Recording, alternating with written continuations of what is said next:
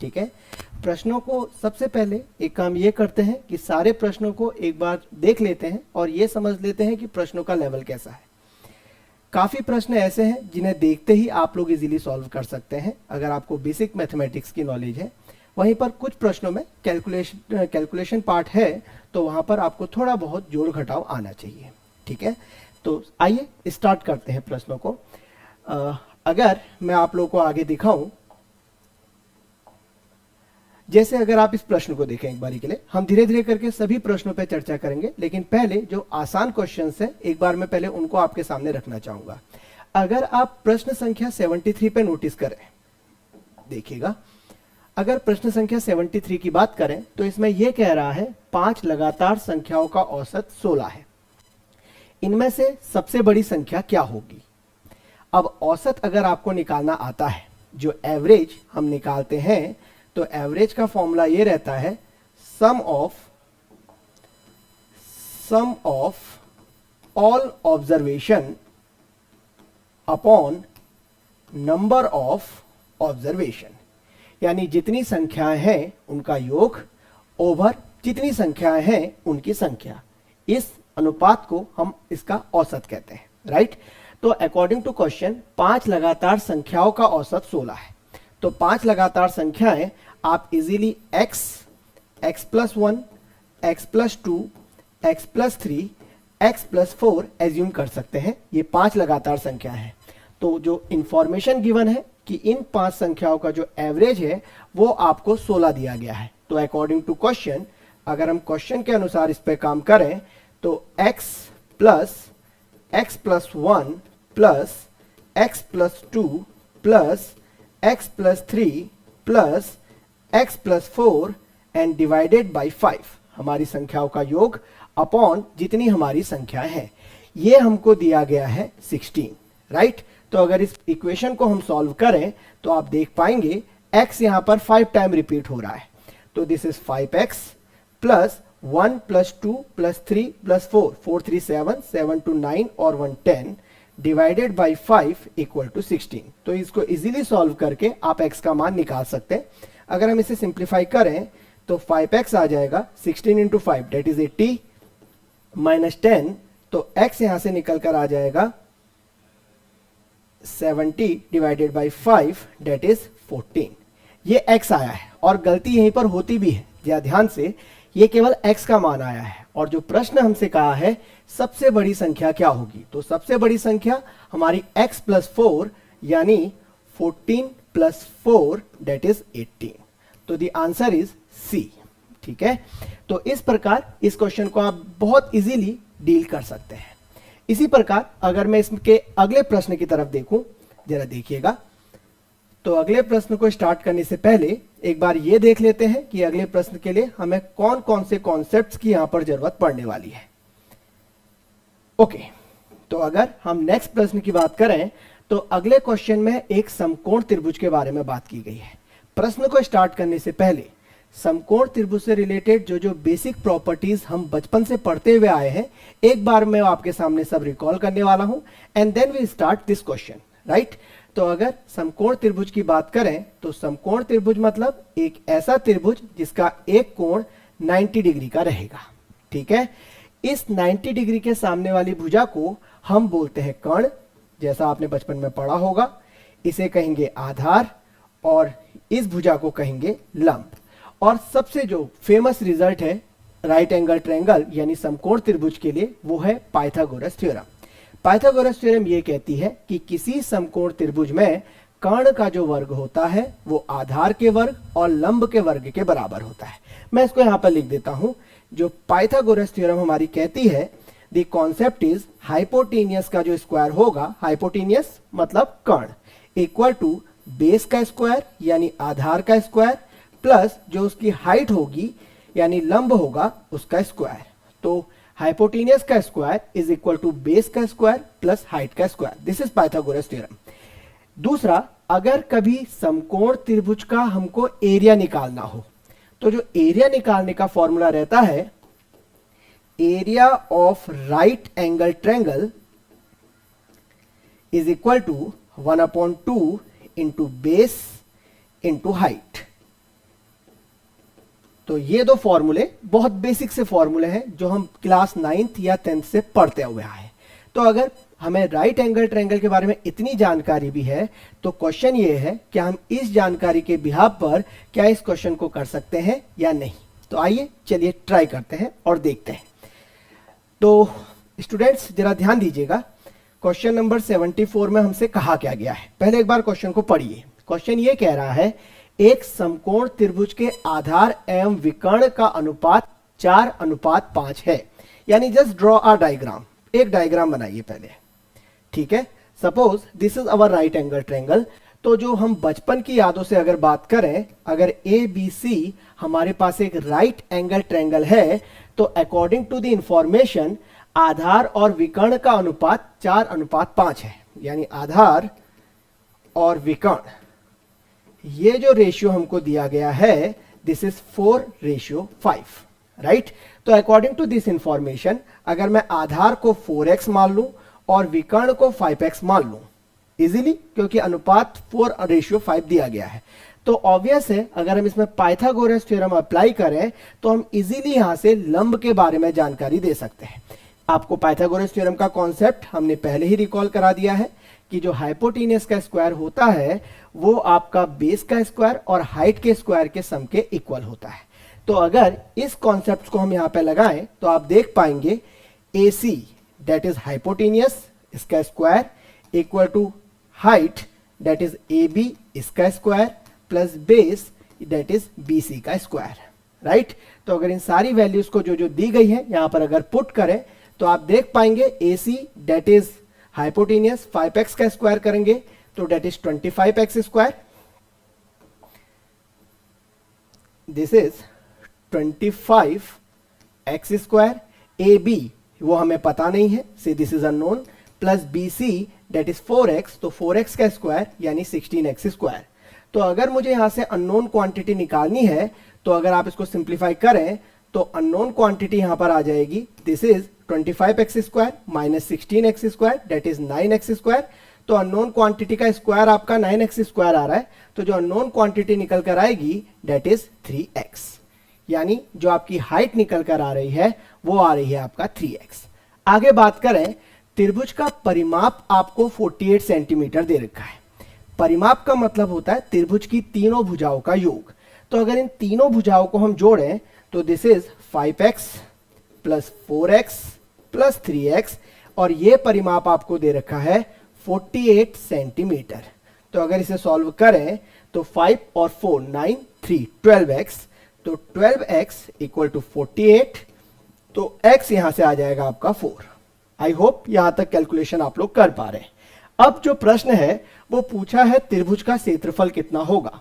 तो जो area of right angle triangle होता है वो होता है half into base into height. तो अप्लाई दिस हेयर, तो 1/2 into base, base is 4x and x is 4, तो ये हो जाएगा आपका 4 into 4 that is 16 into height, height is 3x and x is 4, तो दिस इज 3 4 जा 12। तो अगर इसे सॉल्व करें तो 8 into 12 that is 96 centimetre square. तो option B is the correct one. तो आप देख पा रहे हैं अगर हमें 9th और 10th की मैथमेटिक्स भी आती है तो हम इस प्रकार के प्रश्नों को बहुत इजीली सॉल्व कर सकते हैं, ठीक है। मैं अगले क्वेश्चन की तरफ आता हूं और जो क्वेश्चन हो रहे हैं मैं उनमें टिक लगाते रहता हूं, ठीक है। तो आइए हम अगले क्वेश्चन की तरफ बढ़े। तो मैं एक बार इसे यहां पे इरेज कर दूं and then we will start.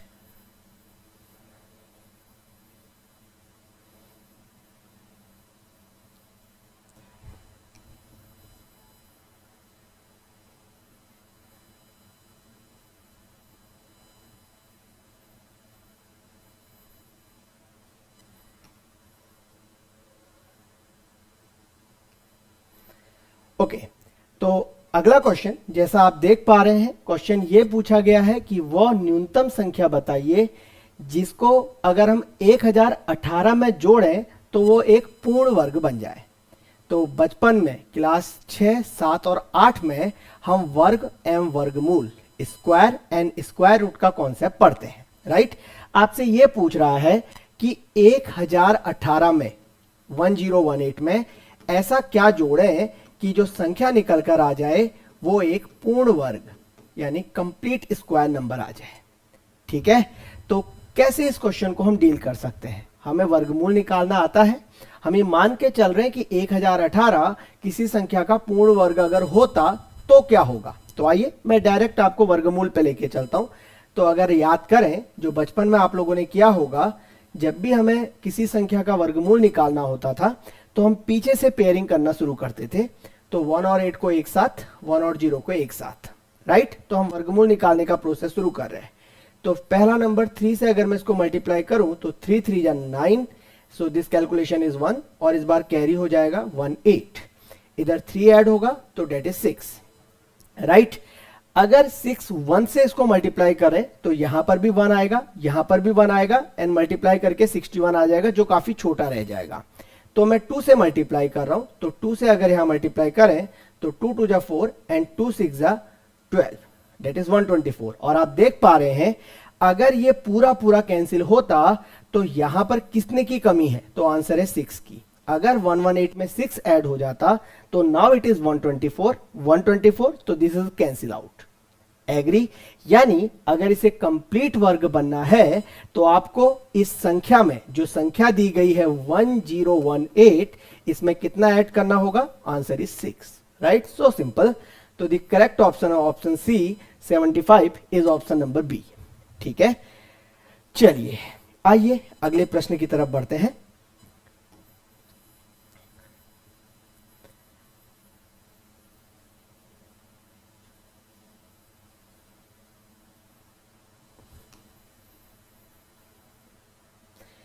तो अगले प्रश्न में जाने से पहले मैं उम्मीद कर पा रहा हूं जैसा कि आपने इन तीनों प्रश्नों में देखा होगा कि अगर हमारे बेसिक मैथमेटिक्स के फंडामेंटल्स क्लियर हैं तो हम इजीली इस प्रकार के क्वेश्चंस को इजीली यहां पर सॉल्व कर पा रहे हैं। ठीक है, अगला क्वेश्चन जो मुझे दिख रहा है वो परसेंटेज का है। अगर मैं एक बार क्वेश्चन को रीड आउट करूं तो क्वेश्चन ये कह रहा है कि एक संख्या x दूसरी संख्या y से 25% अधिक है तो y संख्या x से कितने प्रतिशत कम होगी। ठीक है, जब भी इस प्रकार के क्वेश्चंस एग्जाम में आए तो आप टाइम, क्योंकि एग्जाम पॉइंट ऑफ व्यू से हमें टाइम भी बचाना है, हम कितने जल्दी चीजों को सॉल्व करके आगे बढ़ सकते हैं, हमारी एक्यूरेसी कितनी करेक्ट है, ये सारी चीजें हमारे सिलेक्शन पर डिपेंड करती हैं। सिलेक्शन होने के लिए जरूरी है कि आप स्पीड से चलें, आपका एक्यूरेसी करेक्ट हो। तो जब भी इस प्रकार के क्वेश्चंस आए तो यहां पर कोशिश करें कि अगर हम कुछ एज्यूम करके इस प्रकार के क्वेश्चंस को डील कर पाए। तो पूछ रहा है कि एक संख्या x दूसरी संख्या y से 25% अधिक है। तो मैं मान लेता हूं, माना जो मेरी संख्या y है वो थोड़ी देर के लिए 100 है।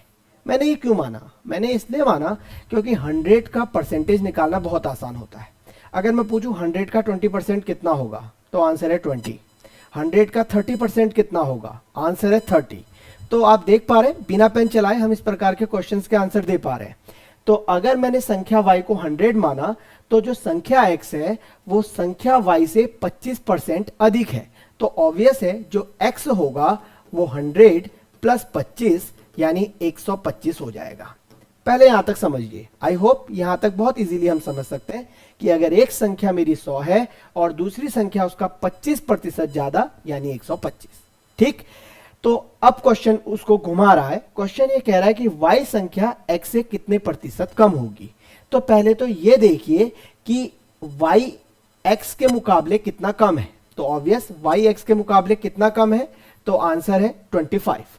ठीक है, तो जब ये पूछ रहा है कि यह संख्या x से कितने प्रतिशत कम होगी तो इसे कन्वर्ट कर दीजिए प्रतिशत में। लेकिन ध्यान रहे जब आप प्रतिशत में इसको कन्वर्ट करेंगे तो किसके रिस्पेक्ट में करेंगे? तो आंसर है x के रिस्पेक्ट में, जिसके बारे में पूछ रहा है।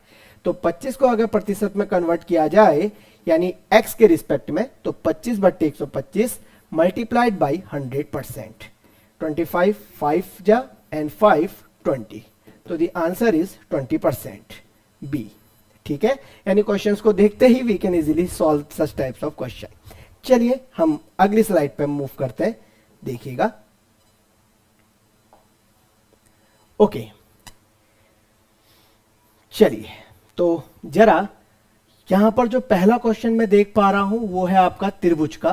देन फिर उसके बाद फिर से लाभ और हानि का क्वेश्चन और नेक्स्ट उसके बाद आपका मेंसुरेशन का क्वेश्चन। ठीक है, तो मैं इस बार नीचे से ऊपर की तरफ बढ़ने की कोशिश करता हूं।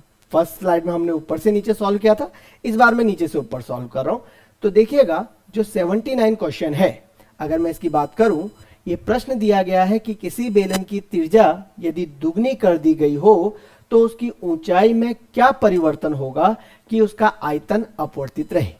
अब इस क्वेश्चन को करने के लिए सबसे पहले बेलन यानी सिलेंडर, अगर इसके कॉन्सेप्ट्स आप लोगों को पता है तो आप बहुत इजीली इस प्रकार के क्वेश्चंस को एग्जाम में डील कर सकते हैं। तो बिना टाइम वेस्ट किए आइए पहले एक बार सिलेंडर बेलन के बारे में बात कर लें। तो अगर बेलन के बारे में आपने थोड़ा बहुत आप लोगों को आइडिया हो, मैं यहाँ पर ड्रॉ करने की कोशिश कर रहा हूँ। जब भी हम किसी राइट सर्कुलर सिलेंडर यानी बेलन के बारे में बात करते हैं तो जो इसका आधार होता है ये एक वृत्त होता है, ये आपका इसकी हाइट बोला जाएगा, ये आपको पता होगा क्योंकि आधार इसका वृत्त है तो कहीं सेंटर होगा और सेंटर को परिधि से जोड़ने वाली जो डिस्टेंस होगी वो इसकी रेडियस यानी आर होगी। ठीक, तो बेलन के बारे में जो जो जानकारी आप लोगों को पता होनी चाहिए इस क्वेश्चन के अकॉर्डिंग, वो होनी चाहिए कि बेलन का आयतन यानी वॉल्यूम कितना होगा।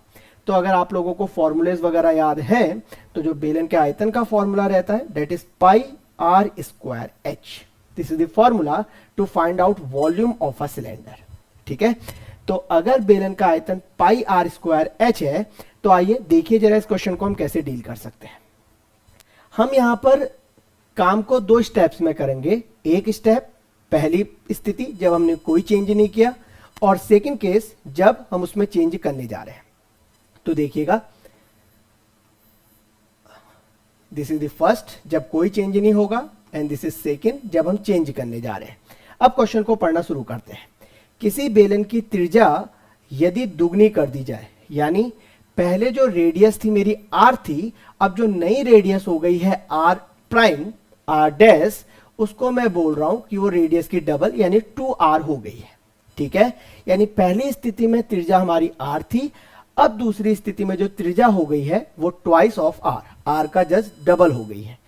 आगे अब ये कह रहा है जब हमारी त्रिज्या r है तो उसकी ऊंचाई में क्या चेंजेस होगा कि उसका आयतन अपवर्तित रहे। माना पहले केस में जो इसकी हाइट थी वो h है, और मान लेते हैं दूसरे केसेस में जो हाइट है वो मान लीजिए h डैश यानी h प्राइम है। ठीक, तो अगर किसी बेलन की त्रिज्या r, बेलन की हाइट h है, तो जो बेलन का वॉल्यूम निकल कर आएगा by formula this is pi are square H. I hope सब लोग यहां तक समझ पा रहे हैं। अगेन जो दूसरी स्थिति में वॉल्यूम निकल कर आएगा, से दिस इज v डैश या v प्राइम, ये निकल कर आ जाएगा pi into R dash square into H dash. I hope यहां तक सब लोग समझ पा रहे हैं। अब क्वेश्चन वाला ये कह रहा है कि ऊंचाई में क्या परिवर्तन करें कि आयतन अपवर्तित रहे, यानी हमें ये इंफॉर्मेशन दी है कि दोनों केसेस में, चाहे पहले चाहे बाद में, आयतन दोनों केसेस में एक जैसा होना चाहिए। तो अकॉर्डिंग टू क्वेश्चन v और v प्राइम दोनों आपको सेम रखने हैं। तो जरा इनकी वैल्यूज को यहां पर पुट करते हैं। तो v का मान दिया गया था पाई आर स्क्वायर एच, जबकि v प्राइम का मान दिया गया था pi r dash square, r dash का स्क्वायर इंटू एच डैश। ठीक है, अगर इस वैल्यूज को यहां पर सॉल्व करें तो पाई आर डैश आपको पता है दिस इज 2r, तो आर डैश की जगह जब 2r रखोगे तो हो जाएगा 2r का स्क्वायर इंटू एच डैश, और लेफ्ट हैंड साइड रहेगा पाई आर स्क्वायर एच। एक बार इसको और सिंप्लीफाई कर लेते हैं, this is pi are square H, और ये हो जाएगा pi into 4 into are square into H dash. ठीक, अगर इसको सिंप्लीफाई करें pi are square cancel out, तो जो एच डैश यहां से निकल कर आएगा, एच डैश वो आपका आ जाएगा h अपॉन 4। ठीक है, हमारा क्वेश्चन हो चुका है, लेकिन ऑप्शन एक भी मैच नहीं कर रहा। अब यहां पर जो आंसर पूछा गया है वो परसेंटेज की फॉर्म में पूछा गया है, परसेंटेज यानी 100 के टर्म्स में। तो ये पूछ रहा है कि जो ऊंचाई होगी पहली ऊंचाई का 25%, पहली ऊंचाई का 50%, कोई परिवर्तन नहीं, या प्रारंभिक ऊंचाई का 1/2%। तो ये जो हमारी जो परिवर्तन हुआ है, अगर आप देख पाए, मैं इसे एक मिनट यहां पर रफ करके जगह बनाऊं पहले, अगर आप देख पाए इसको, तो जो हमारी एच प्राइम निकल कर आ रहा है, नई हाइट वो पुरानी हाइट की 1/4 निकल कर आ रही है, 1/4 ऑफ एच। तो अगर 1/4 को परसेंटेज में कन्वर्ट करेंगे तो 1/4 परसेंटेज के हिसाब से हो जाएगा आपका 25%, राइट। यानी the correct option is a, प्रारंभिक ऊंचाई का 25%। आई होप अगर आपको बेलन के बारे में बेसिक कॉन्सेप्ट पता है तो आप इस प्रकार के क्वेश्चंस को इजीली सॉल्व कर सकते हैं, राइट। चलिए, तो अगर यहां तक ठीक है तो मैं अगले प्रश्न की तरफ बढ़ना चाहूंगा। देखिएगा,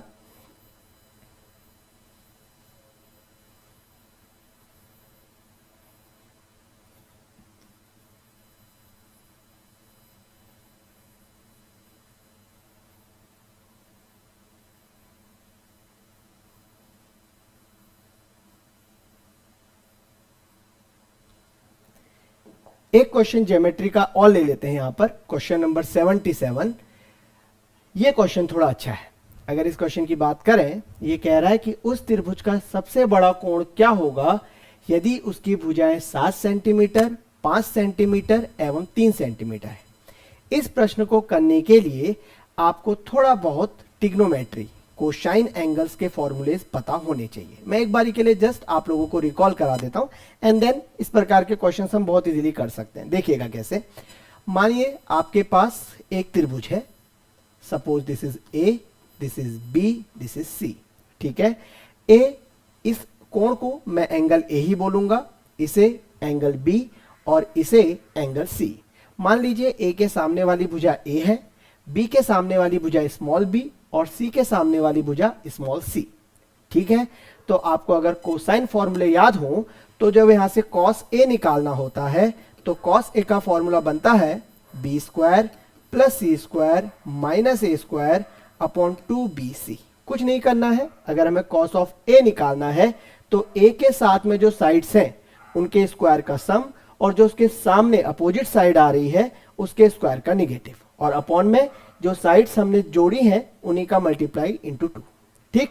इसी प्रकार अगर कोई कहे कॉस बी कितना होगा, जब हम यहां से देख रहे हैं तो formula is A square plus C square minus B square upon 2ac। And similarly अगर मुझसे कोई कहे व्हाट इज कॉस सी, तो the answer is A square plus B square minus C square upon 2ab, ठीक। These are cosine formula जिससे हम किसी भी त्रिभुज के कोणों के बारे में जानकारी दे सकते हैं। तो अगर इस क्वेश्चन के बारे में बात करें तो दिए गए प्रश्न में एक त्रिभुज दिया गया है जिसकी भुजाएं आपको 3, suppose this is A, suppose this is B, C, और भुजाएं दी गई हैं 7, 5 और 3, ठीक है। ये भुजाएं दी गई हैं। तो आपसे पूछ रहा है कि इसका सबसे बड़ा कोण कौन सा होगा। तो बारी बारी से कोणों को यहां पर निकालना शुरू करते हैं। तो अगर मैं आपसे cos A पूछूं तो cos A according to this formula अगर मैं अप्लाई करूं तो मुझे ये वाला एंगल निकालना है, ध्यान रखिएगा। तो फॉर्मूला के अकॉर्डिंग ये आ जाएगा 3 का स्क्वायर प्लस 5 का स्क्वायर माइनस 7 का square upon 2 into 3 into 5। I think just हमने वैल्यूज पुट की है। ए यहां पर आपका क्या कहते हैं 7 है, अगर आप देखें ए के सामने वाला this is A, this is B and this is C. Just put this value और कुछ भी हमको नहीं करना है, राइट। तो अगर इसे सॉल्व करें तो 3 का स्क्वायर डेट इज 9, 5 का स्क्वायर डेट इज 25, 7 का स्क्वायर डेट इज 49 और 2 3 6 और 5 30, ठीक है। तो अगर इसे सॉल्व करें this is 34 minus 49 that is minus of 15 upon 30, यानी ये आ रहा है -1/2, ठीक है। आई थिंक ये कैलकुलेशंस आप लोग इजीली कर सकते हैं।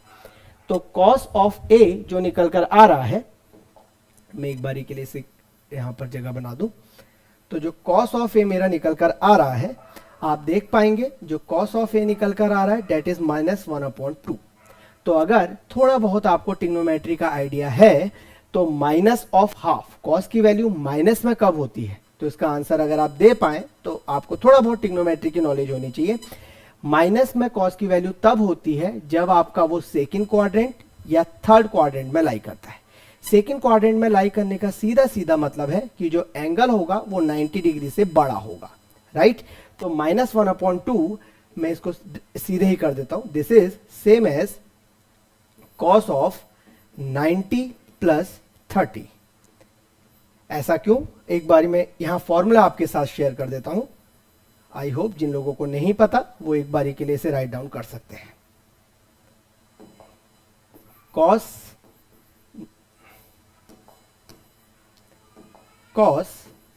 90 plus theta equal to minus of sine theta. ठीक है, तो cos 90 plus 30, this is basically, अगर मैं इसको सॉल्व करता तो ये आ जाता आपका sine of 30 with negative sine, तो माइनस साइन 30 यानी minus of half. I think आप लोग देख पा रहे हैं इजीली। ठीक है, तो मैंने डायरेक्ट लिखा हुआ है, तो ए कितना होगा, तो आप इजीली अगर कंपेयर करें तो यहां से ए एंगल जो निकल कर आएगा वो आपका निकल कर आएगा 120। हमसे क्वेश्चन में पूछा गया था सबसे बड़ा कोण बताइए। देखिए हम चाहते तो यहां पर कोण बी और कोण सी भी बता सकते थे, लेकिन थोड़ा सा एग्जाम पॉइंट ऑफ व्यू से सोचिए, अगर एक कोण पहले ही 120 आ रहा है और त्रिभुज के तीनों कोणों का योग 120 प्लस कोण बी प्लस कोण सी 180 होना चाहिए। ये तो सबको पता है कि किसी त्रिभुज के तीनों कोणों का योग 180 डिग्री होता है।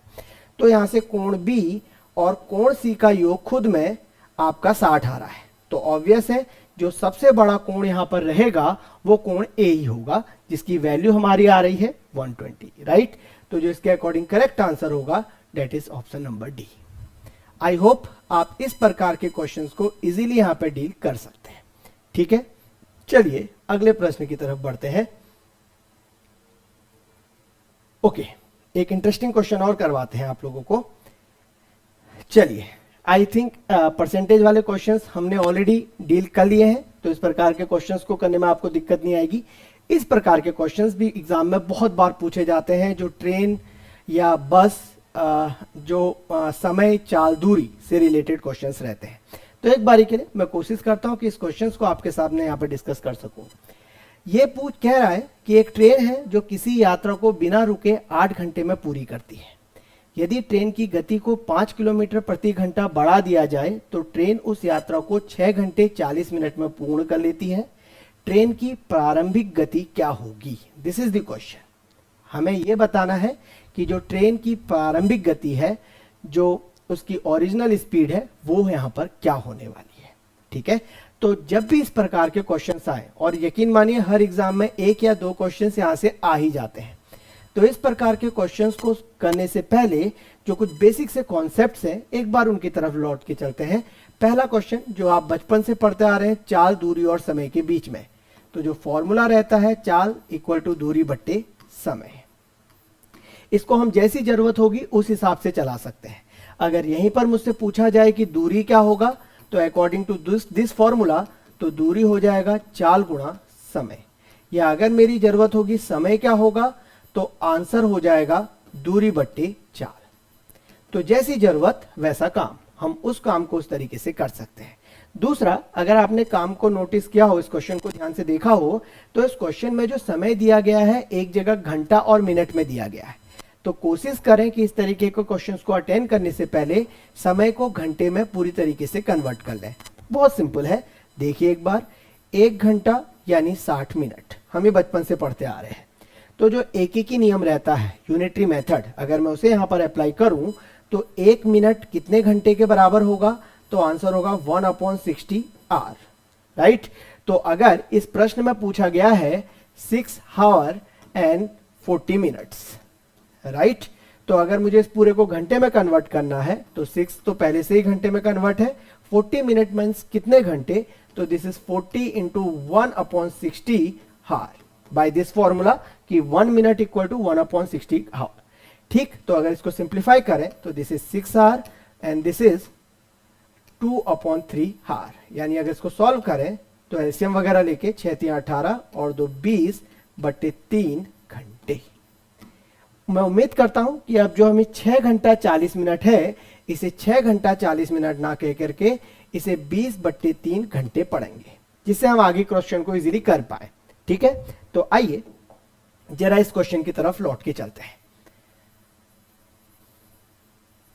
तो हमसे जो क्वेश्चन में पूछा गया है, हमसे यह पूछा गया है कि ट्रेन की प्रारंभिक गति, उसकी ओरिजिनल स्पीड क्या होगी। तो मैं वही मान भी रहा हूं कि माना जो ट्रेन की स्पीड रही होगी, ओरिजिनल स्पीड होगी, मान लेते हैं वो आपका x है। ठीक, अब सुनिएगा, ट्रेन किसी यात्रा को बिना रुके 8 घंटे में पूरा करती है। जो समय दिया गया है, टाइम दिया गया है, वो आपको दिया गया है 8 घंटे। तो अगर मैं ये पूछूं कि ट्रेन ने कितनी दूरी तय की होगी, तो इसका आंसर होगा स्पीड इज x, समय इज 8, तो दूरी चाल गुणा समय यानी 8x। आई होप यहां तक किसी को कोई दिक्कत नहीं होनी चाहिए। आगे वो कह रहा है कि यदि ट्रेन की गति 5 किलोमीटर घंटा ज्यादा होती, यानी अगर, अब अकॉर्डिंग टू क्वेश्चन, अब देखिएगा हम क्या करने जा रहे हैं। अगर स्पीड को 5 किलोमीटर पर घंटा बढ़ा दिया जाए, तो जो न्यू स्पीड निकल कर आएगी, न्यू स्पीड वो आ जाएगी, पहले x थी, अब 5 बढ़ा दिया है तो वो आ जाएगी x + 5। ठीक है। अब जो समय लग रहा है, वो लग रहा है 6 घंटे 40 मिनट। और अगर इसको सिंप्लीफाई करें, हम पहले ही कर चुके हैं, दिस इज 20/3 आवर। ठीक, तो न्यू स्पीड ये है, समय ये है। तो इस केस में जो हमारी दूरी निकल कर आएगी, दूरी तो पहले भी जितनी थी अभी भी उतनी दूरी तय की है, लेकिन इस केस में जो दूरी निकल कर आएगी, दूरी वो आ जाएगी दिस इंटू दिस, यानी x + 5 मल्टीप्लाइड बाई 20/3। अब ध्यान दीजिएगा, ये दूरी हम निकाल पाए नई कंडीशन से, जबकि ये दूरी दी गई है according to the previous knowledge. तो दूरी तो दोनों केसों में ट्रेन ने बराबर ही तय की है, तो जरा इनको कंपेयर करिए और इजीली x का मान निकालिए। ठीक है, आइए मैं आपके साथ सॉल्व करता हूं। तो अगर हम इन दोनों दूरी को एक दूसरे के साथ कंपेयर करें, तो देखिएगा, तो पहले से आया था 8x, जबकि दूसरे से आया था हमारा x + 5 मल्टीप्लाइड बाई 20/3। इसको ओपन करके सॉल्व करने मत बैठिएगा, मैं फिर कह रहा हूं, एग्जाम में, कॉम्पिटिटिव एग्जाम में टाइम स्पीड बहुत मैटर करती है, तो be fast in calculation. 3 × 8 that is 24x equal to 20x + 100, तो this is 4x equal to 100 and x equal to 100/4 that is 25। तो the correct answer is option A, that is 25 kilometre प्रति घंटा। ठीक है, चलिए हम अगले पार्ट की तरफ बढ़ते हैं, जरा देखिएगा।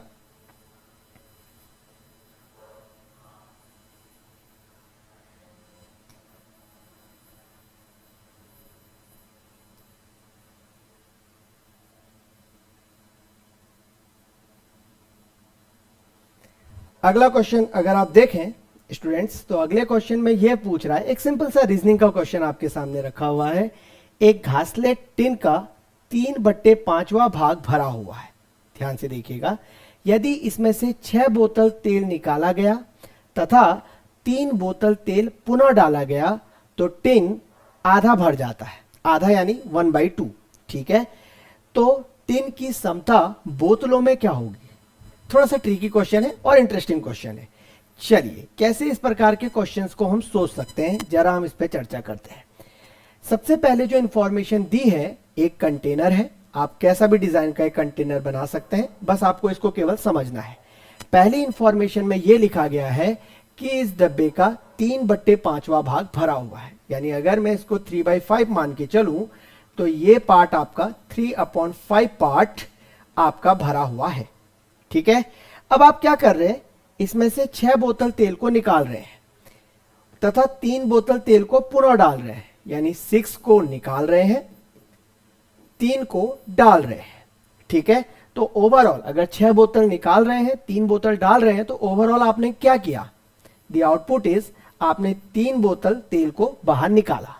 राइट, तो जब आप 3 बोतल तेल को, अब देखिए हम पढ़ सकते थे 6 बोतल निकाला, 3 बोतल डाला, लेकिन अगर कंक्लूजन पे आए तो कंक्लूजन ये होगा कि 3 बोतल ओवरऑल निकाला।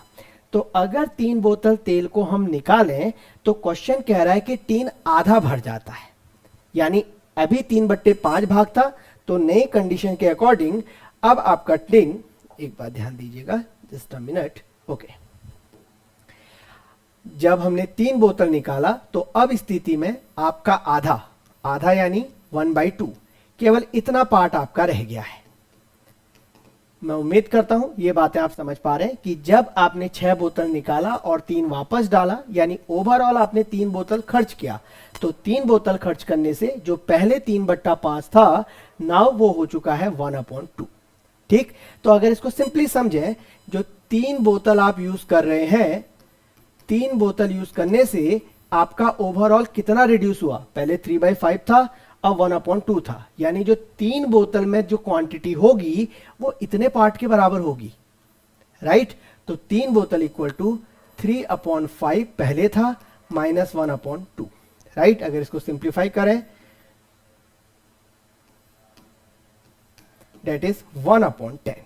आप समझिएगा, तो 3 बोतल जो भी आपका तेल आप निकाल रहे हैं वो आपका 1/10 भाग के बराबर आ रहा है। तो जब 3 बोतल 1/10 भाग के बराबर है तो 3 गुणा 10 आपका कितने के बराबर, यानी 30 बोतल कितने के बराबर हो जाएगा?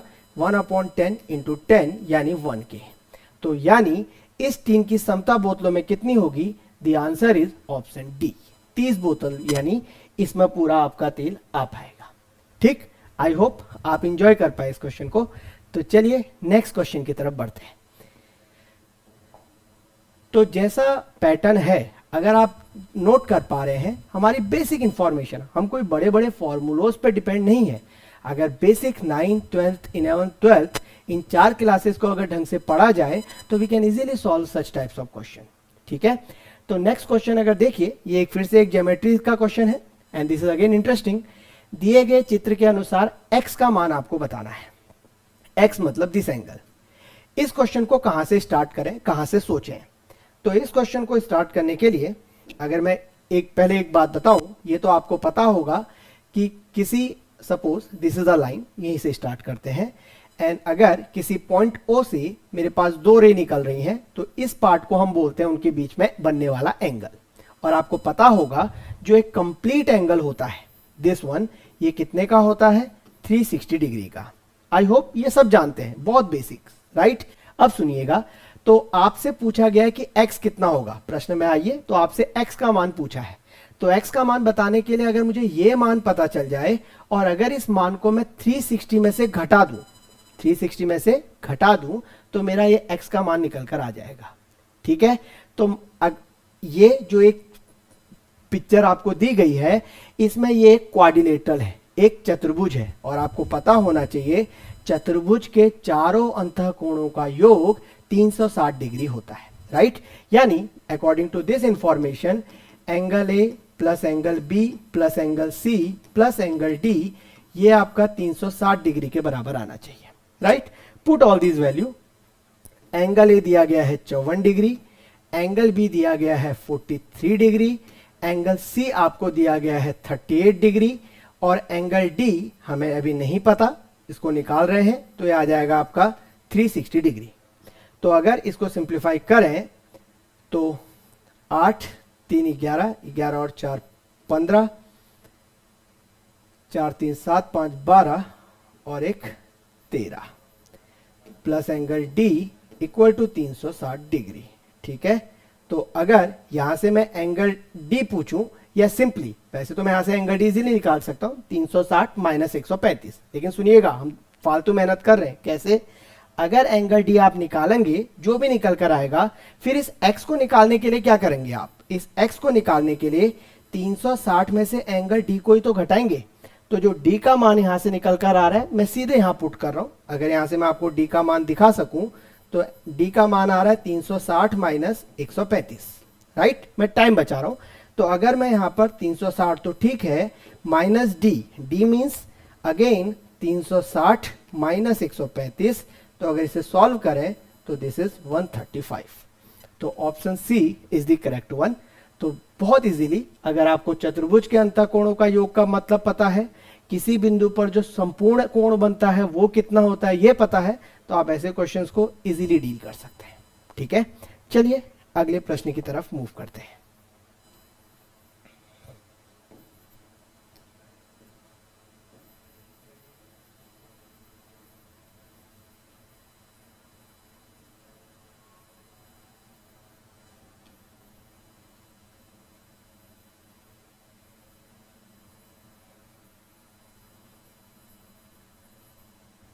चलिए, नेक्स्ट क्वेश्चन फिर से मेंसुरेशन का क्वेश्चन लग रहा है। क्वेश्चन ये है 84 की अगर मैं बात करूं, किसी लकड़ी के बंद डिब्बे की बाहरी माप 45 centimetre into 32 centimetre into 28 centimetre है। यदि डिब्बा 1 सेंटीमीटर चौड़ी लकड़ी से बना है तो उस लकड़ी के डिब्बे की समता होगी। अच्छा, जब ये क्वेश्चन पूछा जाता है कि उसकी कैपेसिटी क्या है, उसकी क्षमता क्या है, यानी हमें काम करना होता है आयतन पे।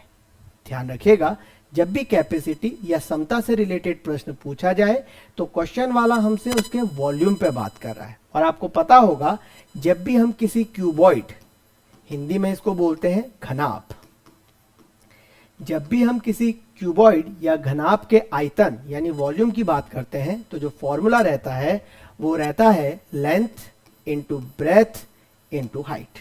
This is the formula to calculate volume of a cuboid. किसी घनाभ का आयतन लंबाई गुणा चौड़ाई गुणा ऊंचाई के बराबर होता है। अब आते हैं आपके प्रश्न के ऊपर। अकॉर्डिंग टू द क्वेश्चन, जो लकड़ी का बंद डिब्बा है, यानी एक आपको घनाभ दिया गया है जिसकी बाहरी माप आपको दी गई है, लंबाई दे दी गई है 45, चौड़ाई दे दी गई है आपका 32 और ऊंचाई दे दी गई है आपका 28 सेंटीमीटर। ठीक, तो अगर यहां से डायरेक्ट इतना कह के ये पूछता कि इसका कैपेसिटी आयतन क्या होगा तो हम इसको मल्टीप्लाई कर देते, लेकिन क्वेश्चन ने एक ट्विस्ट लिया। ट्विस्ट क्या लिया, जरा उस पर ध्यान दीजिएगा। ये जो डिब्बा जिस लकड़ी से बना है वो बता रखा है कि 1 सेंटीमीटर उसकी मोटाई है, थिकनेस इज 1 सेंटीमीटर। तो इस केस में जो बर्तन की कैपेसिटी होगी वो कैसे निकालेंगे, तो उस केसेस में हमें इस 1 सेंटीमीटर को दोनों तरफ से, ये दोनों तरफ से जब बनेगा, फील करिए, जैसे अगर मैं एक पोर्शन को दिखाऊं जो चौड़ाई वाला होगा, कुछ इस तरीके से आपको फील आएगा। मैं एक इसका फेस दिखाने की कोशिश कर रहा हूं। तो जैसे अगर हमारे पास लंबाई मान लीजिए 45 था, तो होगा क्या, 1 सेंटीमीटर थिकनेस की होने वजह से 1 सेंटीमीटर इधर और 1 सेंटीमीटर इधर गैप हो जाएगा, यानी अब जो रिवाइज लेंथ आएगी वो आ जाएगी 45 माइनस 1 प्लस 1 दैट इज 43। इसी प्रकार जो ब्रेथ आएगी दैट इज पहले 32 था, नाउ दिस इज 30, एंड जो इसकी हाइट आएगी पहले 28 थी, now this is 26।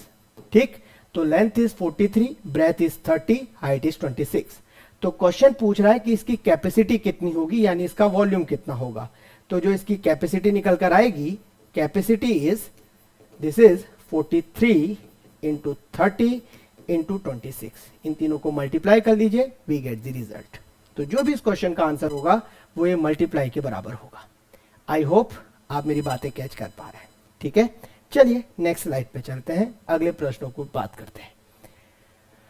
Okay students, फिर से मेंसुरेशन का क्वेश्चन। मेंसुरेशन यानी वही क्लास 9th 10th की प्रॉब्लम। तो क्वेश्चन नंबर 85 को अगर आप देखें, क्या कह रहा है, एक आयताकार कागज के टुकड़े को जिसकी माप 22 गुणा 15 सेंटीमीटर है, लंबी भुजा की तरफ से मोड़ा जाता है। तो इस तरह से बनने वाले बेलन का अधिकतम आयतन क्या होगा। पहले तो सोचिए बेलन बना कैसे होगा। आपको एक रेक्टेंगुलर शीट दी गई है, एक आयत दिया गया है, फील करिएगा। इस आयत की खासियत यह है, इसकी जो लंबाई है वो दे दी गई है 22 सेंटीमीटर और जो इसकी चौड़ाई है वो दे दी गई है 15 सेंटीमीटर। ठीक, अब हमें करना क्या है, इसे रोल करना है। रोल करने का मतलब समझते हैं, हम इसको इसकी बड़ी भुजा की तरफ से रोल करने वाले हैं। यानी रोल करने के बाद ये जो बेलन बनेगा ना, कुछ ऐसा बनेगा, फील करिएगा। ये शीट था और इस शीट को रोल करके आपने बेलन बना दिया। जब आपने रोल किया तो हुआ क्या, एक शीट है, सोचिए this is suppose my sheet, और इसको रोल किया और आपने एक बेलन बना दिया। तो जब आपने रोल किया तो जो इसकी ये लंबाई थी वो एक्चुअली ये जो वृत्त होता है इसकी परिधि में कन्वर्ट हो गई, राइट। और जो इसकी ऊंचाई रही होगी वो अभी भी वही रही होगी जो आपकी इसकी चौड़ाई थी। यानी अगेन जो बेलन बनेगा उसकी हाइट आपका अभी भी 15 रहेगी, और जो आपका वृत्त बनेगा, ध्यान रखिएगा, ये जो वृत्त बनेगा, अगर इस वृत्त की मैं त्रिज्या को r मान लूं तो जो इसकी परिधि आएगी दैट इज 2 पाई r, वो किसके बराबर होगी, वो होगी आपकी लंबाई यानी 22 के बराबर। ठीक, क्वेश्चन ये पूछ रहा है बेलन का अधिकतम आयतन कितना हो सकता है। आयतन का फॉर्मूला अभी हमने थोड़ी देर पहले यूज किया था, बेलन का जो वॉल्यूम होता है that is pi are square h. ठीक, तो अगर मुझे आर पता चल जाए तो we can easily solve such types of question. तो कंपेयर दिस, अगर मैं इन दो को सॉल्व करूं तो 2 pi r equal to 22, 2 pi जिसकी वैल्यू लगभग 22/7 लेते हैं हम लोग, r equal to 22, 22 to 22 cancel out, जो यहाँ से आर निकल कर आ रहा है डेट इज 7/2।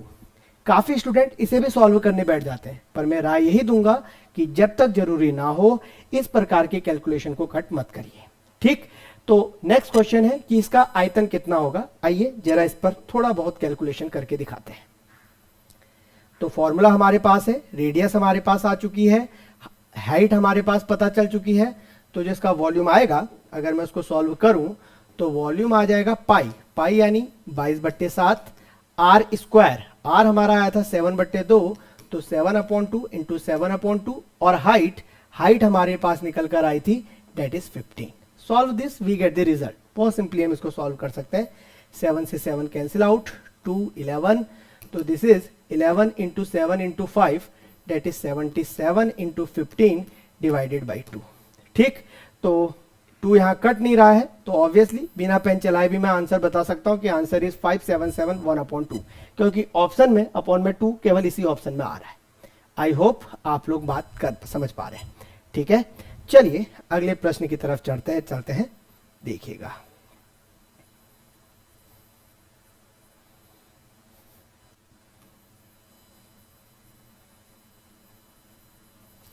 तो अगर मैं अगले प्रश्न की बात करूं तो अगला प्रश्न यह कह रहा है ए और बी की आय का अनुपात दे रखा है 3/2 तथा उनके खर्च का अनुपात है 5/3। आगे कह रहा है यदि दोनों 200 रुपए की बचत करते हैं तो ए की आय क्या होगी, ये आपको बताना है। ठीक है, तो आइए अगर हम स्टार्ट करते हैं। ए और बी की आय का अनुपात दिया गया है, आय का जो अनुपात है वो दे रखा है आपको 3/2 या 3/2। तो ऑब्वियस है जो ए की आय होगी, ए की आय वो हो जाएगी 3x, तो जो बी की आय होगी वो हो जाएगी 2x। आई होप आप समझ पाए। इसी प्रकार जो उनके खर्चे का अनुपात है, तो ए का जो खर्चा होगा, अब मैं यहां पे डायरेक्ट लिख रहा हूं, ए के खर्चे का और बी के खर्चे का अनुपात है 5/3, तो जो ए का खर्च होगा वो मान लेते हैं सपोज 5y, तो जो बी का खर्च होगा वो होगा 3/y। अब सुनिएगा क्वेश्चन क्या है। क्वेश्चन ये है कि दोनों 200 रुपए की बचत करते हैं। 200 रुपए की बचत मतलब ए ने कमाए कितने, ए ने कमाए 3x, ए ने खर्च किए कितने, ए ने खर्च किए 5/y। तो यहां से जो आएगा, इतना कमाया, इतनी आमदनी, इतना खर्चा, तो जो बचत आई that is 3x minus 5y equal to 200। से दिस इज इक्वेशन 1। अब बी पर अगर बात करें, बी ने खर्च आय की 2x की, बी ने बचत की आपका 3y की, तो 2x माइनस 3y, बी ने भी सेव किया आपका 200 रुपए। राइट, तो दो लीनियर इक्वेशन आपके पास आ चुकी है। तो अगर इन लीनियर इक्वेशन को हम सॉल्व करें तो हम यहां से x और y में इजीली रिलेशन निकाल सकते हैं। आइए अगर मैं दोनों इक्वेशंस को एक दूसरे के साथ घटा दूं तो आप देख पाएंगे 3x और 2x घटकर x आ जाएगा। -5y और -3y को अगर घटाएंगे तो दिस इज -2y, और इधर 200 एंड 200 डेट इज 0। तो x और y में हमें रिलेशन आ गया कि x जो है वो y का डबल है। पहले यहां तक समझिए। अगर आप लोग यहां तक समझ पाए हैं तो हमें पूछा क्या है, हमें a की आय बतानी है। a की आय बताने का मतलब हमें 3x को कैलकुलेट करना है कि 3x मेरा क्या होगा। तो एक काम करते हैं, x का जो मान है यहां पर रखकर, किसी भी एक समीकरण में रखकर हम x का मान निकाल लेते हैं और y का मान निकाल लेते हैं। तो अगर मैं x इक्वल टू 2y को इक्वेशन 1 में रखूं तो अगर ये 3 है तो जरा देखिएगा, मैं यहां पर कर दूं। तो अगर x के मान को इक्वेशन 3 से इक्वेशन 1 में जाऊं तो इक्वेशन 1 थी 3x minus 5y equal to 200। तो x की जगह अगर 2y रखें तो ये हो जाएगा आपका 6y minus 5y equal to 200। मैंने कुछ नहीं किया, मैंने x की जगह पे 2y को पुट कर दिया है। राइट, तो यहां से y जो निकल कर आ रहा है, y निकल कर आ रहा है 200। अगर y 200 है तो जो इक्वेशन 3 है, अगर आप इक्वेशन 3 को देखें तो x हो जाएगा यहां से 2 इंटू वाई, यानी 2 इंटू 200 डेट इज 400। x का मान 400 आया है, लेकिन जो a की i थी वो 3x थी। तो अगर x 400 है तो जो a की i होगी वो आपका 400 गुणा 3 यानी 1200 होगी, राइट। तो correct option is option D, जो a की i पूछी गई है डेट इज 1200। आई थिंक आप लोग इंजॉय कर पा रहे हैं। बहुत इजी टाइप के क्वेश्चंस आपके एग्जाम में पूछे जा रहे हैं। जस्ट बेसिक मैथमेटिक्स की अगर नॉलेज है तो आप इस प्रकार के क्वेश्चंस को यूं इजीली कर सकते हैं, राइट। आइए चलिए अगले क्वेश्चन को आपको साथ शेयर करते हैं।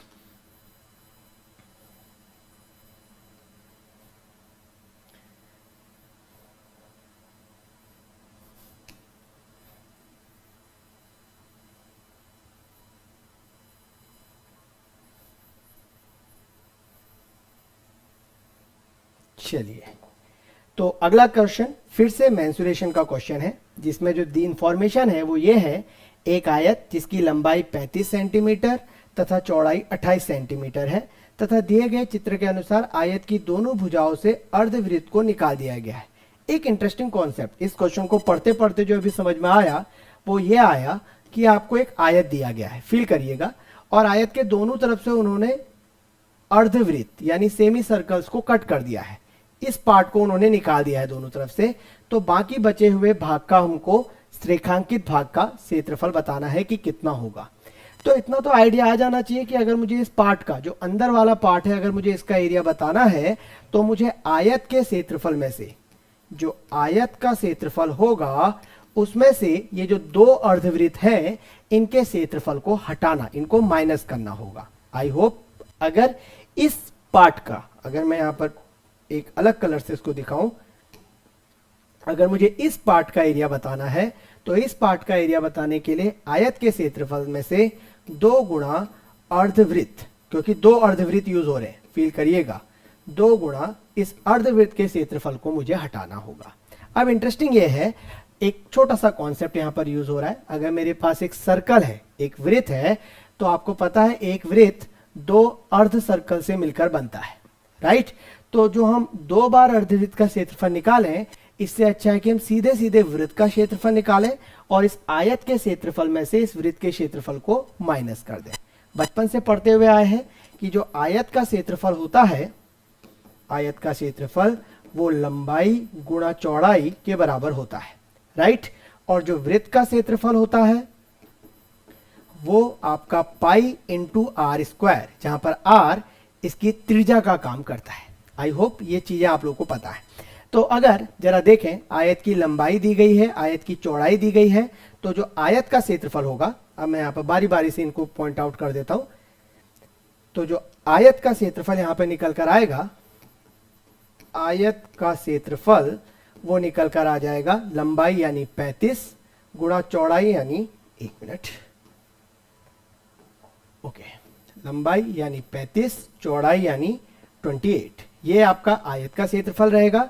जो वृत्त का क्षेत्रफल रहेगा, वृत्त का क्षेत्रफल वो रहता है पाई इंटू त्रिज्या। इंटरेस्टिंग ये है, जो इस बार हमारा वृत्त का पर डायमीटर बन रहा है, व्यास बन रहा है, वो 28 दिया है, और आपको पता है त्रिज्या व्यास का हमेशा आधा होती है। तो अगर डायमीटर 28 है तो त्रिज्या हो जाएगी 14, तो pi into 14 into 14, pi into are square, right. तो अगर इसको सिंप्लीफाई करें तो 22/7 गुणा 14 गुणा 14, 22 2, एंड दिस ये हो जाएगा 44 इंटू 14, जो भी निकल कर आए। मुझे कैलकुलेशन करने में कोई इंटरेस्ट नहीं है, क्योंकि कैलकुलेशन टाइम लेता है और हमें यहाँ पे टाइम बचाना है, ठीक है। तो आयत का क्षेत्रफल है 35 इंटू 28 और वृत्त का क्षेत्रफल है 44 इंटू 14। तो इनको सब्ट्रैक्ट करके हमारा आंसर आ जाएगा। तो मैं एक बार यहाँ पर इनको सब्ट्रैक्ट करके दिखाऊं, और मैं ये बताना भी चाहूंगा कि क्यों मैं आपको मल्टीप्लाई करने से रोक रहा हूं। तो आयत का क्षेत्रफल आया था 35 इंटू 28, और उसमें से हमें माइनस करना है वृत्त के क्षेत्रफल को, डेट इज 44 इंटू 14। तो एक काम करें, अगर थोड़ा बहुत कैलकुलेशन आप देखें, 35 इंटू 28 माइनस 44 को 2 इंटू 22 लिख सकते हैं। तो 22 को तो ऐसे ही रहने दीजिए, और 2 को 14 से अगर मल्टीप्लाई करेंगे तो this is again 28 is common out. अगर कॉमन ले लें, अंदर बचेगा 35 माइनस 22। तो 28 मल्टीप्लाई 13 ये करिए और आपका आंसर इसमें आ जाएगा। ठीक है, आई होप ये कैलकुलेशन आप लोग समझ पा रहे हैं। तो नेक्स्ट क्वेश्चन की तरफ मूव करें तो देखिएगा। ओके, तो हम अगले क्वेश्चन की तरफ बढ़ रहे हैं। तो क्वेश्चन नंबर 88 अगेन मेंसुरेशन का क्वेश्चन। ठीक, क्वेश्चन ये है, एक वृत्त का क्षेत्रफल दिया गया है कि वृत्त का क्षेत्रफल 9 पाई है, तो वर्ग का क्षेत्रफल बताना है। इंटरेस्टिंग ये है, अगर आप इस पिक्चर को देख पाए तो ये वृत्त इस वर्ग को 4 बिंदुओं पर टच कर रहा है। तो ऑब्वियस है, अगर वृत्त का केंद्र ये होगा तो जो वृत्त का डायमीटर व्यास होगा वो वर्ग की भुजा के बराबर होगा। वर्ग का क्षेत्रफल आपको पता है, वर्ग का जो क्षेत्रफल रहता है वो भुजा के वर्ग के बराबर होता है। This is the formula for वर्ग का क्षेत्रफल। और आपको ये भी पता है जो वृत्त का क्षेत्रफल होता है, अभी पीछे क्वेश्चन में हमने देखा, जो वृत्त का क्षेत्रफल होता है this is pi are square. तो जो इंफॉर्मेशन गिवन है, वृत्त का क्षेत्रफल है पाई आर स्क्वायर और दिया गया है 9 ऑफ पाई। तो अगर इसको सॉल्व करेंगे तो आर स्क्वायर आ जाएगा 9, तो आर आ जाएगा 3, रेडियस इज 3। अगर त्रिज्या निकल कर आ गई तो जो इसका डायमीटर होगा, जो व्यास होगा, वो त्रिज्या का डबल यानी 3 इंटू 2 दैट इज 6। व्यास आ गया यानी वर्ग की भुजा आ गई। तो वर्ग की अगर भुजा पता चल गई तो वर्ग का क्षेत्रफल कितना हो जाएगा? वर्ग का अगर क्षेत्रफल लिखें तो भुजा का वर्ग यानी 6 इंटू 6, द आंसर इज 36। आप कितने जल्दी इस क्वेश्चन को कर सकते हैं? This is the task. बहुत आसान सा क्वेश्चन उन्होंने यहां पे दिया हुआ था। ठीक है, चलिए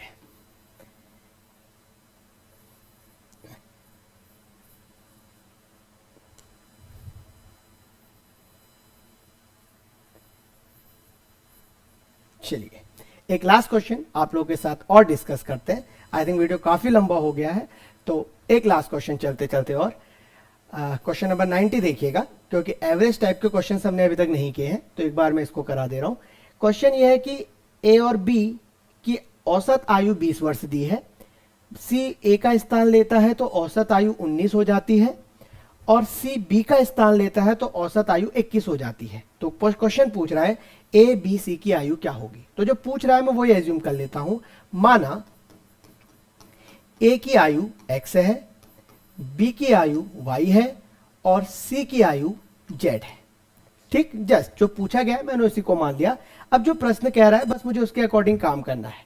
यह कह रहा है कि ए और बी की औसत आयु 20 है, तो according to this question x plus y, A की आयु x, बी की आयु y का औसत, औसत मतलब संख्याओं का योग डिवाइडेड बाई जितनी संख्याएं आपने ली, तो x प्लस वाई अपॉन 2 यह आपको दे दिया गया है 20। तो अगर आप इसे सिंप्लीफाई करेंगे तो x plus y equal to 40। से दिस इज इक्वेशन 1। इसी प्रकार यदि c a का स्थान ले लेता है तो औसत आयु 19 हो जाती है। अगर c a का स्थान ले लेता है तो c की आयु थी आपका z और a की आयु थी x, तो मैं x को z से रिप्लेस करने जा रहा हूं, तो z प्लस वाई अपॉन 2, ये c की आयु, b की आयु अभी भी y है अपॉन 2, और ये औसत आयु दे दी गई है 19, तो z प्लस वाई निकल कर आ जाएगा 38। से दिस इज इक्वेशन नंबर 2। और अगेन तीसरा, यदि c b का स्थान ले लेता है तो b की आयु थी y, तो a तो ऐसी रहा, और b की जगह पे c की आयु यानी z डिवाइडेड बाई 2, तो औसत आयु हो रही है 21। तो अगर इसे सॉल्व करें तो x plus z equal to 42। से दिस इज इक्वेशन 3। तो हमें x y z के मान बताने हैं, तो हमें a की आयु, b की आयु और c की आयु का पता चल जाएगा, राइट। तो अगर मैं इक्वेशन 1, इक्वेशन 2 और इक्वेशन 3 को जोड़ दूं तो देखिएगा, अगर मैं इक्वेशन 1 में 2 और 3 को जोड़ दूं तो x plus y, z plus y, x plus z, अगर आप देख पाए x 2 बार आ रहा है। इस इक्वेशन को ध्यान से देखिए, इस इक्वेशन को ध्यान से देखिए और इस इक्वेशन को ध्यान से देखिए, तो आप देख पाएंगे x 2 बार आ रहा है, y 2 बार आ रहा है, z 2 बार आ रहा है। तो अगर मैं इसको जोड़ूं तो 2 को मैं कॉमन ले लूं तो अंदर बचेगा x plus y plus z, क्योंकि 2 बार x, 2 बार y, 2 बार z। और राइट हैंड साइड अगर आप देखें, यहाँ पर 40, यहाँ पर 38 और यहाँ पर 42, तो अगर तीनों को जोड़ेंगे 40 और 38 78 और 42 डेट इज 120। तो अगर 2 को मैं यहाँ डिवाइड में करूं तो जो मेरा यहाँ से आ जाएगा, मैं एक बार इसको रफ कर दूं पहले, तो जो यहाँ से मेरा मान आ जाएगा वो आ जाएगा x plus y plus z equal to 60। I hope यहाँ तक आप लोग मेरे साथ हैं। अगर x plus y plus z हमारे पास आ गया है और हमारे पास x प्लस वाई का मान पता है, z प्लस वाई का मान पता है, x प्लस जेड का मान पता है, तो हम इजीली x वाई जेड का मान बता सकते हैं। कैसे, जरा देखिएगा। ओके, अगर मुझे x का मान बताना है तो इस x plus y plus z, suppose this is equation number 4, तो x plus y plus z में से मुझे y और z को हटाना होगा। तो y और z मेरा 2 में आ रहा है, तो मैं एक काम करूं, इक्वेशन 4 में से अगर मैं इक्वेशन 2 को हटा दूं तो देखिए क्या होगा। x plus y plus z में से अगर z प्लस वाई को हटाऊंगा तो लेफ्ट हैंड साइड बचेगा x, राइट हैंड साइड 60 में से 38 गया तो x का मान निकल कर आ जाएगा 22। आई होप आप लोग समझ पाए। अगर मुझे मान लीजिए y का मान बताना है तो x plus y plus z में से मुझे x प्लस जेड को हटाना पड़ेगा, यानी मुझे इक्वेशन 4 में से इक्वेशन 3 को माइनस करना पड़ेगा। तो x plus y plus z में से अगर x प्लस जेड को हटाएंगे तो लेफ्ट हैंड साइड बचेगा y और राइट हैंड साइड बचेगा 60 में से 42, डेट इज 18। तो y का मान आ गया यहाँ पर 18। और इसी प्रकार अगर मुझे z का मान बताना है तो x plus y plus z में से x प्लस वाई को हटा दीजिए। तो अगर 4 में से 1 को घटाएंगे, इक्वेशन 4 में से अगर 1 को घटाएंगे तो इधर बच जाएगा आपका z और इधर आ जाएगा आपका 20। तो x का मान हमारे पास आ रहा है 22, y का मान आ रहा है 18 और z का मान आ रहा है 20। x यानी a की आयु, तो a की आयु निकल कर आ रही है 22, b यानी b की आयु y निकल कर आ रहा है 18 और c की आयु z यानी वो निकल कर आ रही है 20। तो 22, 18 और 20। तो B option is correct. I hope आप लोग इसे एंजॉय कर पाए। तो फ्रेंड्स, इस पूरे वीडियोस के बाद जो हमने कोशिश की वो बेसिकली ये समझाने की जो आपके एग्ज़ाम का लेवल है, अगर इसमें हम ये बात करें कि मैथमेटिक्स किस लेवल की पढ़ाई जाए या किस लेवल की तैयारी की जाए, तो केवल 9th 10th और मैक्सिमम हो सकता है 11th के कुछ क्वेश्चन, जैसे बेसिकली टिग्नोमेट्री, इन क्वेश्चंस को अगर आप थोड़ा बहुत भी रिवाइज कर लें, इनके बेसिक कॉन्सेप्ट्स को अगर आप पढ़ के जाएं, तो आई होप आप लोग इस एग्ज़ाम में अच्छा कर सकते हैं। तो all my sides, most of the students के लिए जो लोग पैनिक कर रहे हैं, बिल्कुल काम डाउन होकर पेपर दीजिए। आप लोग ने बहुत मेहनत की है, आप लोग अच्छा डिजर्व करते हैं। And good luck students. Thank you very much. I hope आप लोग इसे समझ पाए। थैंक यू बच्चों, थैंक यू।